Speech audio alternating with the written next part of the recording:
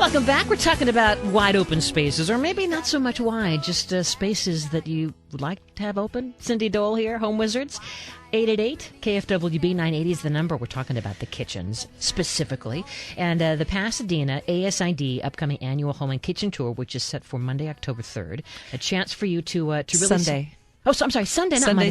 Sunday. It feels like Monday, but it's Sunday, October 3rd. Thank you. Uh-huh. And the tour is a self-guided thing where you basically drive around between 9:30 and 5, and the homes are in La Cañada and Pasadena and San Marino and South Pass, and the prettiest home is in South Pass. At least that's what Susan would say. Susan Suwasi with Kasawasi Design. So Susan, as you were talking about your client who did some things before she hired you, what was the biggest mistake that she'd made when she did something on her own to try to fix her kitchen? Wow.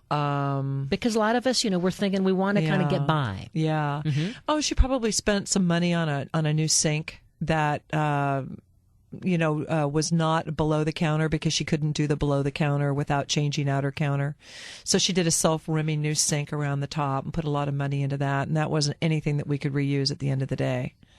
But at the time, because of what the condition of her original sink, she had to make that move for sanitary purposes. So I would think that was about it, because other than the backsplash and in trying to introduce an elegant aspect, she knew to pretty much leave the kitchen alone. She's not one to throw good money after bad money. Mm-hmm.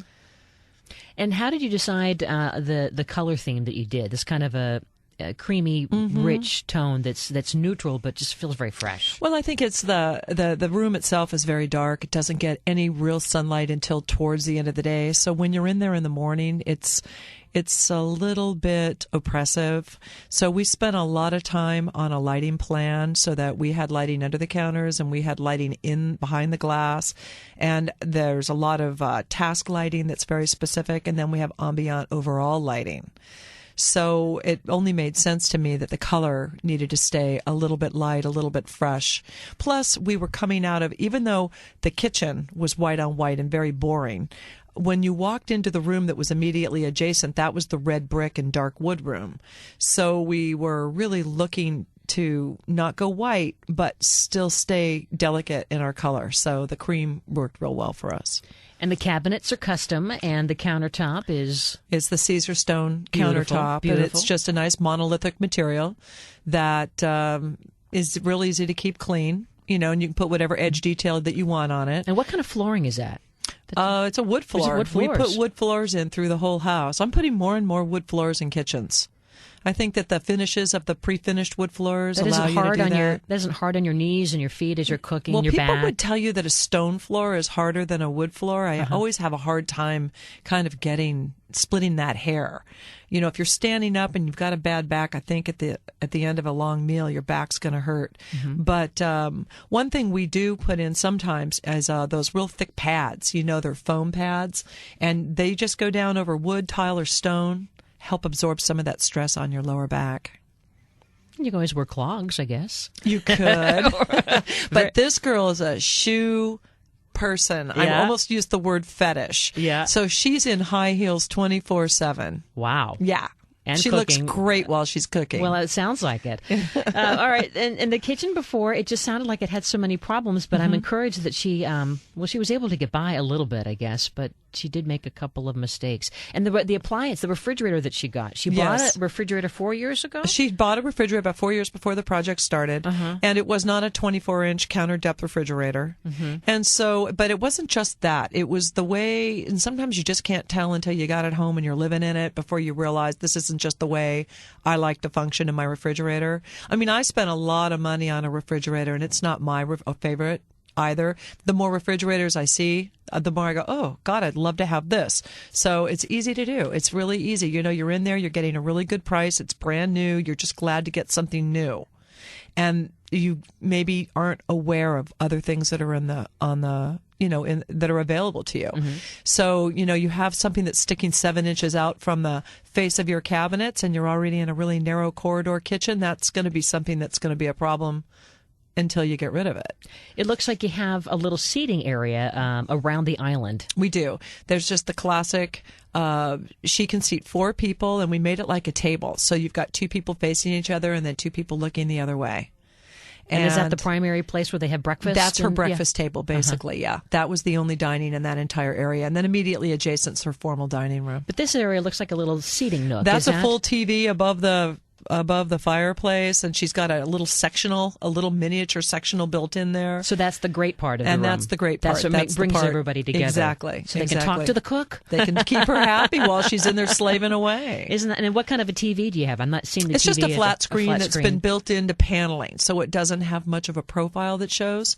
And it's above the fireplace, and then we put a big chunky mantle in so that any heat, because it is a wood-burning fireplace. So I don't know how many people have actually melted their TVs, but we make sure that we build them back into the wall, and then we have a nice big heavy mantle, so that helps to deflect some of that heat that rolls up. Do you get a lot of requests for TVs and sound systems in kitchens? Absolutely, absolutely. In fact, we have their sound system for the whole house is in this room, so any changing of stations and things like that. But all the technical stuff is hidden behind secret panels, so you don't see any of it. There's just the TV. It's the James Bond effect. It's the James Bond effect, yeah. Well, it's one of the homes that we'll be seeing on the tour, and there's, like I said, the one in San Marino is the Frenchy 1940s home, and then there's another one in Pasadena proper that's a 1950s contemporary, and then there's a traditional colonial in La Cañada. Have you seen the other homes? I have not. I've seen the pictures. But we're going to see them soon. Well, someone I think who's probably seen them all is the chairman of the Pasadena ASID group here, and with the tour is Eileen Atwood with Sierra Custom Kitchens. So thanks for being here. Eileen, you've seen all the homes. Yes, I have. Yeah, and it's a good tour. It is a very good tour. We have a colonial home up in La Cañada, absolutely stunning, just very classic. And then the next home is the contemporary home from Rosalind Woods, and that one again is very stunning, but very sleek. Has a very beautiful architectural piece out in front of it, like a canopy out in front.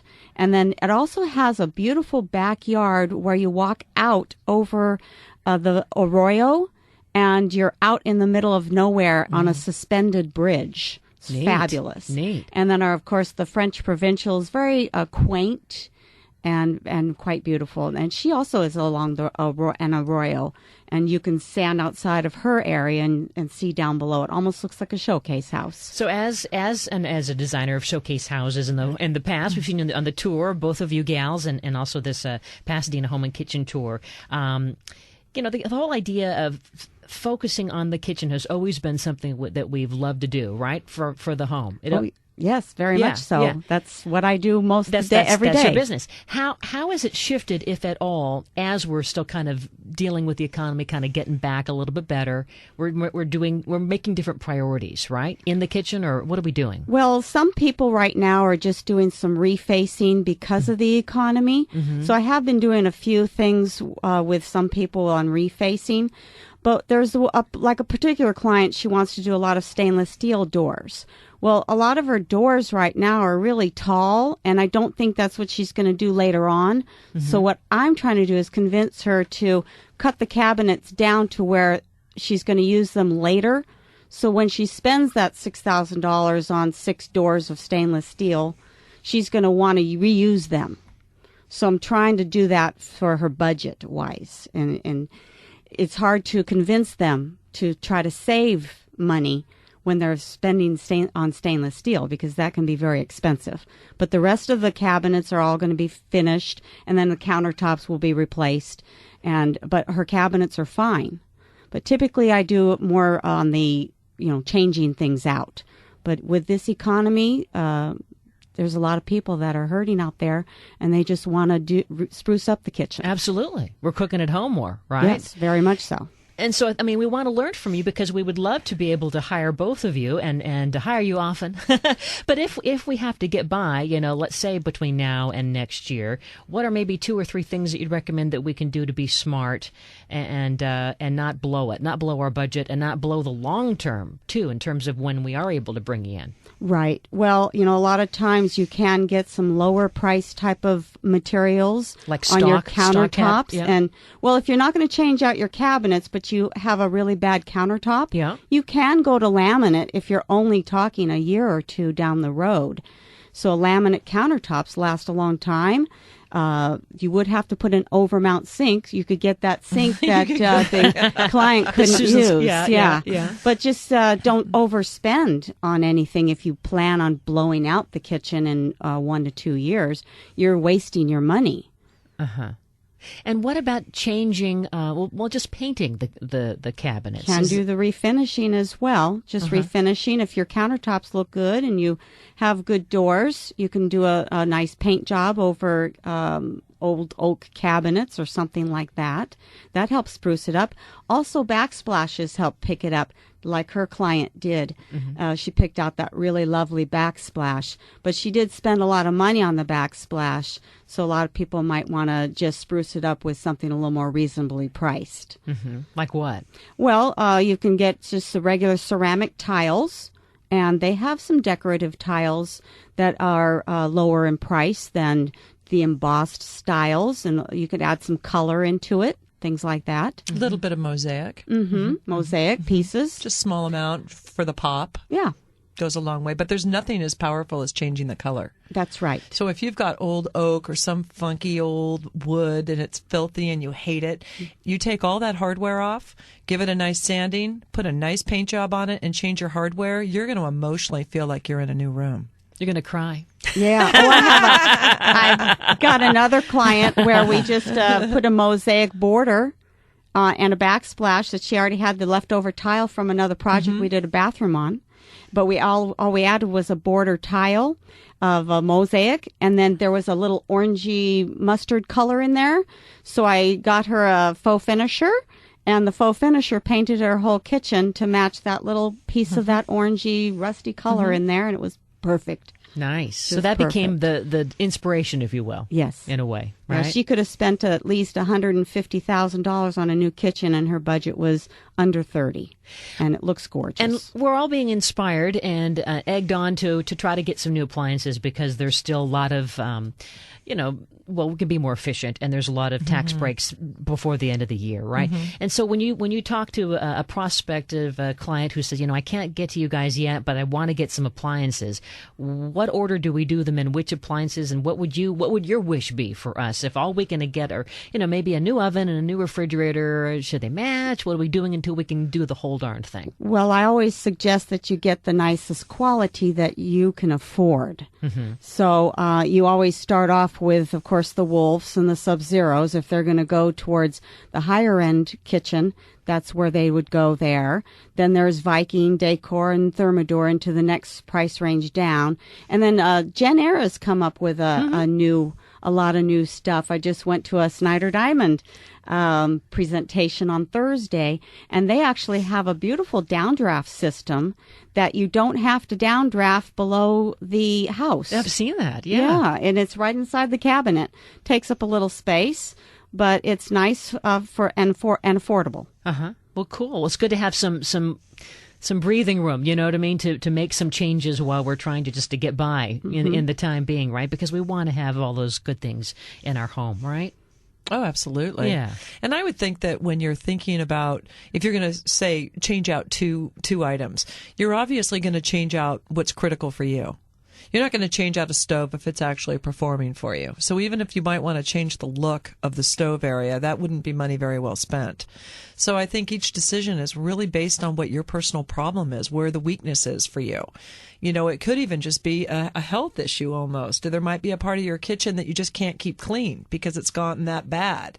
So even though you're not going to get your biggest bang for your buck in changing that part of the kitchen, that kind of predetermines the work you're going to be doing. Excellent. When we come back, we'll talk a little bit more about I guess we need to figure out how we use the kitchen too, right? I mean, because some of us aren't necessarily chefs. We're into takeout. Most of us aren't chefs. Or maybe we entertain, or maybe we just want to hang out, and we aren't doing any of that. We just want to make it a great space. So we'll find out how to really define your kitchen and then figure out your budget and make the most of it while we're waiting for this great tour that's coming up on Sunday, October 3rd, the Pasadena Home and Kitchen Tour. This is Home Wizard Cindy Dole, and we're back right after this.